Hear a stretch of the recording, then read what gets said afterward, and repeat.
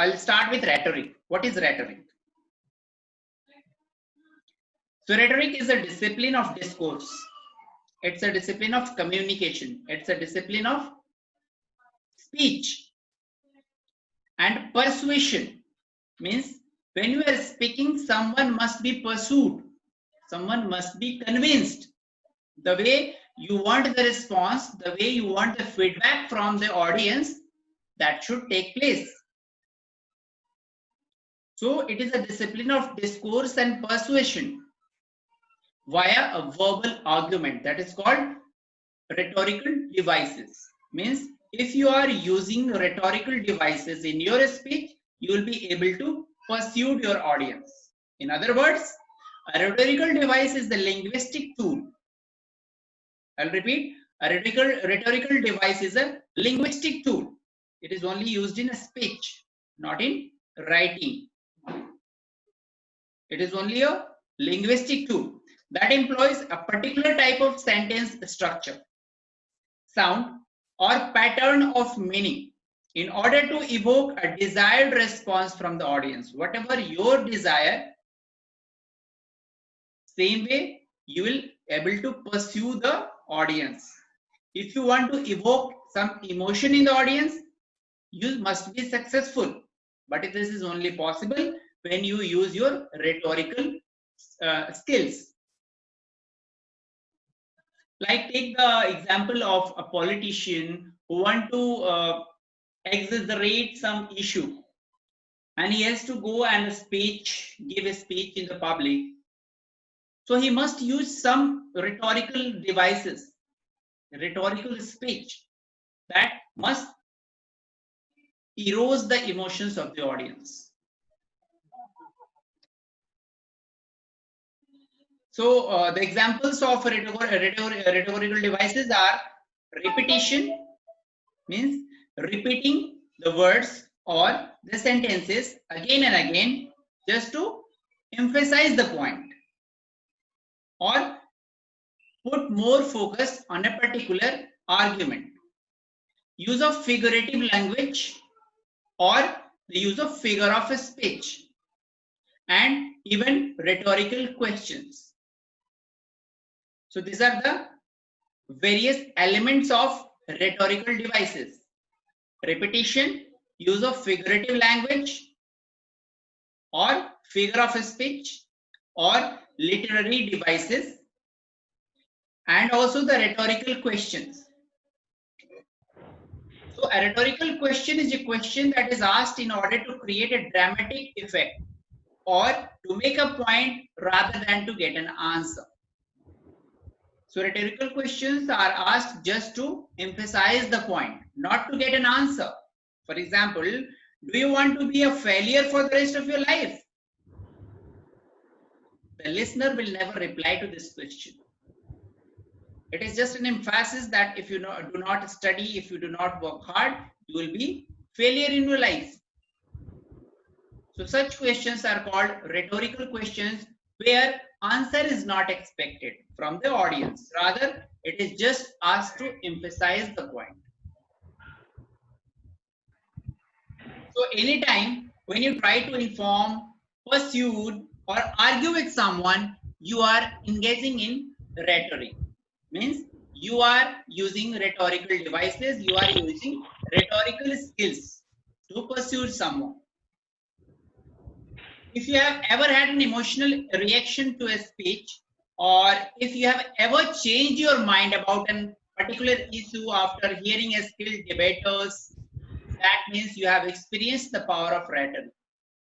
If you have a particular fixed set of mind and someone comes and convinces you using his rhetorical skill, that means you have experienced a rhetorical devices. Many times in our life we are get influenced, we are get convinced, and we change our decision, we change our mind listening to someone, sometimes to some motivational speakers, sometimes to the politicians. So those people who are able to influence us, the people who are able to change our mind, they are the using rhetorical skills. So what are the types of rhetorical devices? Actually, the rhetorical devices has been categorized into 4 parts or 4 categories that we must know and understand. The first one is called logos. Devices in this category seek to convince and pursued via logic and reason.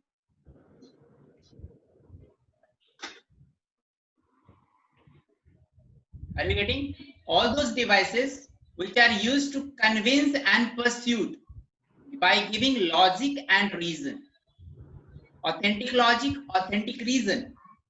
And the speaker generally uses statistics, data, cited facts, and statements by authorities to make their point authentic and then pursue the listener. So this is called logos. जो speaker है अपने बात को रखने के लिए authentic चीजों को यूज करता है, स्टैटिस्टिक्स यूज करेगा, डेटा यूज करेगा, कुछ फैक्ट्स को यूज करेगा, कोटेशंस यूज करेगा. Statements by authorities means some quotations written by great writers to prove their points and then pursue the listener. It's called logos. Number 2 is pathos. These rhetorical devices base their appeal in emotion.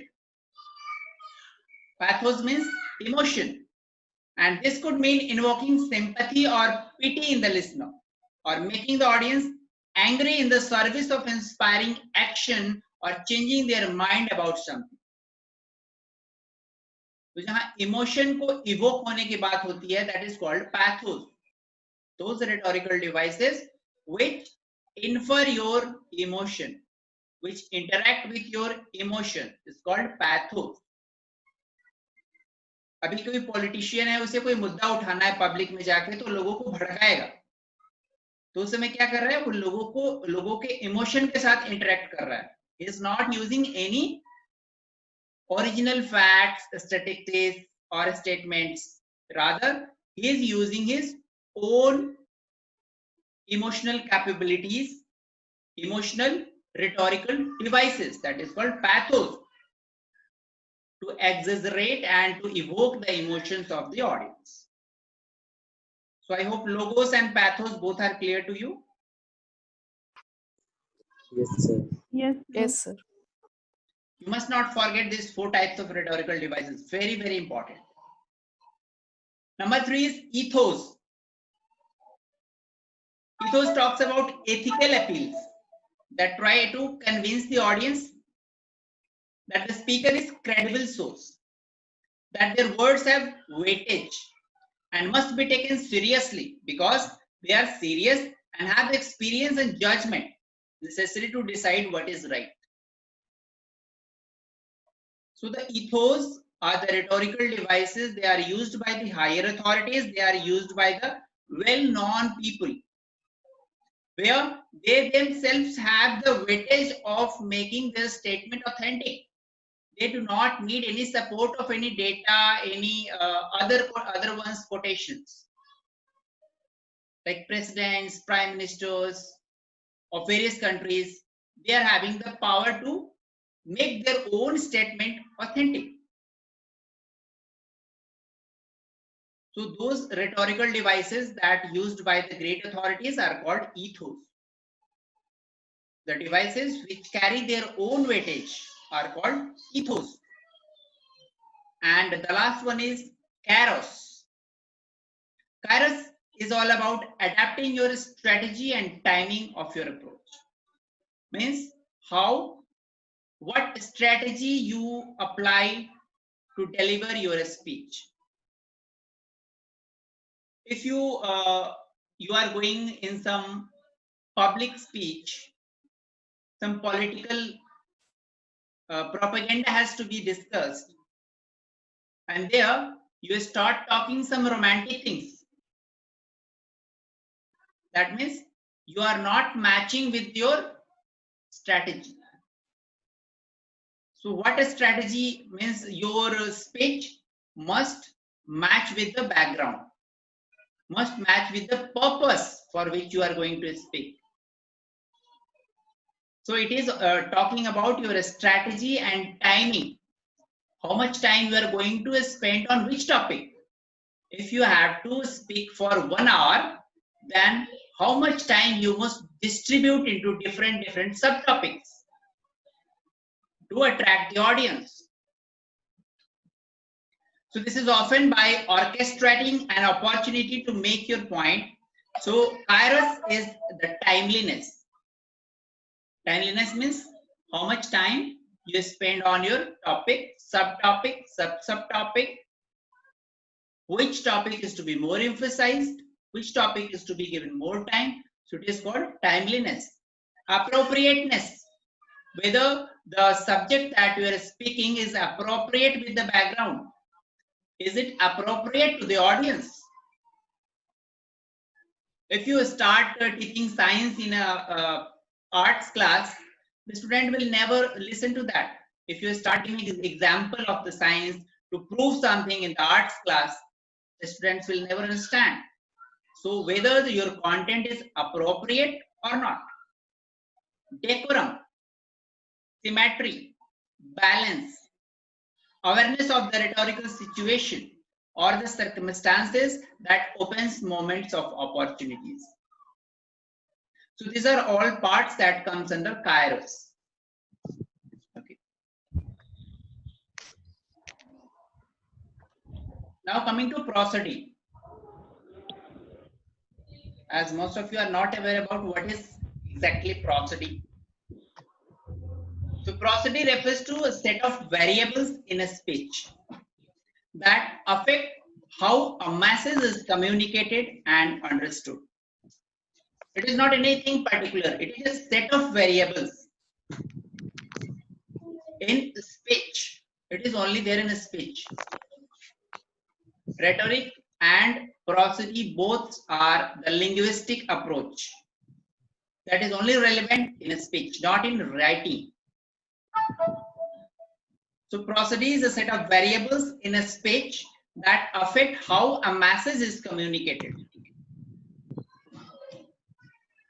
So there are various elements of prosody. The first one is rhythm, means the flow of connected speech, how you are flowing your speech, where you are using the stressed words, how you are using unstressed word, where you are using the pause, where you are how many seconds you are paused after full stop.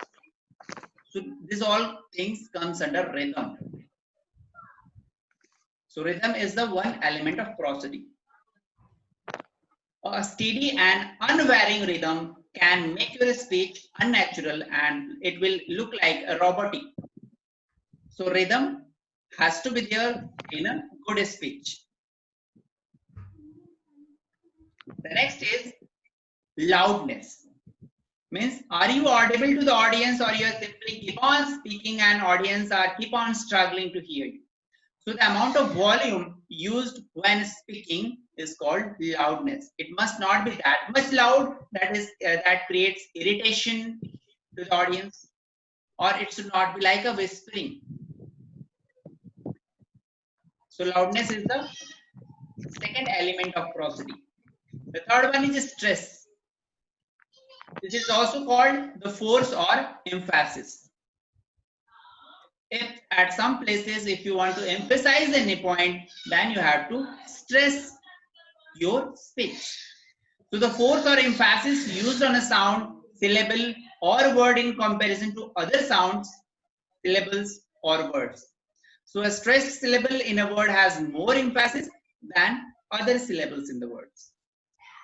So stress has to be taken care of, that in a particular word where you are supposed to put the stress. The next is the speed or the pace of a speech. Sometimes you will also find speed in the form of tempo. Tempo and speed both are same. This was also asked in one of the exam. So speed or tempo is the pace of a speech or how fast or slow you speak. A fast rate of speech can have a negative effect on a listener's ability to understand the message that we are trying to communicate. And a very slow speed will make the listener to sleep. So a proper speed has to be maintained, a proper tempo has to be maintained. The next is pitch or modulation. So the degree of highness or lowness in a person's voice is called pitch.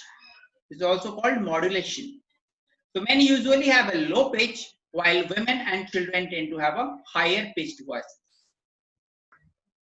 The next is intonation. The rise and fall in the pitch that occurs when we are speaking. We often use a rising pitch when we ask a yes or no question. So these are the various elements of prosody that makes the speech effective one. Am I clear to all? Yes, sir. Yes, sir. Is there any doubt in this all terms?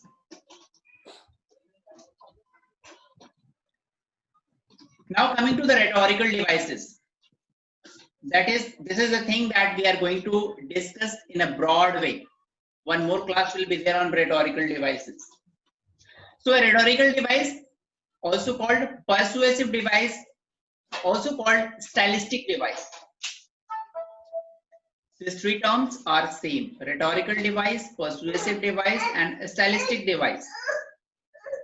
So it is a technique that an author or a speaker uses to convey to the listener or reader a meaning with the goal of persuading them or to convince them. Speaker uses the rhetoric language designed to evoke an emotional response in the audience through use of language. But that is not their primary purpose. So what is their primary purpose? Their primary purpose is to make a position or argument more compelling than it would otherwise be. To make their speech more compelling, more impressive, and more attentive to the audience.